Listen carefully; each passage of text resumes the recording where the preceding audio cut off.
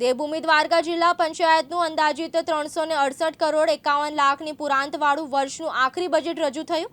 પ્રમુખ રિદ્ધિબા જાડેજાના અધ્યક્ષસ્થાને મળેલી સામાન્ય સભામાં કુલ 22માંથી 18 સદસ્યોની ઉપસ્થિતિ અને સંમતિ સાથે આખરી અંદાજપત્ર પસાર કરાયું। વર્ષ 2026-27માં પ્રથમ વખત QR કોડ સાથેનું 100% પેપરલેસ બજેટ પ્રમુખ રિદ્ધિબા જાડેજા દ્વારા રજૂ કરવામાં આવ્યું। દેવભૂમિ દ્વારકા જિલ્લાના ગ્રામ્ય વિસ્તારોમાં વિકાસના કામોને વેગવંતા બનાવવા જિલ્લા પંચાયત દ્વારા અંદાજે ₹378 કરોડ 51 લાખની પુરાંતવાળું આખરી બજેટ રજૂ કરવામાં આવ્યું।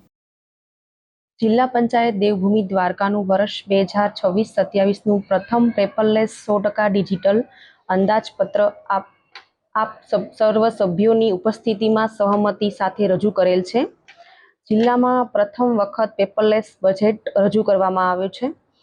જિલ્લા પંચાયત દેવભૂમિ દ્વારકાનું વર્ષ 2026-27નું અંદાજિત ઉઘડતી શિલ્લક ₹341 કરોડ 22 લાખ અને વર્ષ દરમિયાન મળનાર કુલ સંભવિત આવક ₹498 કરોડ 63 લાખ, કુલ મળીને ₹839 કરોડ 86 લાખની સામે 471 કરોડ 34 લાખનું ખર્ચ અંદાજેલ છે। વર્ષના અંતે ₹368 કરોડ 51 લાખનું પુરાંતવાળું બજેટ રહેશે અને ખાસ કરીને જિલ્લાના ગ્રામ્ય વિસ્તારોમાં વિકાસના કામો વેગવંતા બને તેને લઈને આ બજેટ રજૂ કરવામાં આવ્યું છે।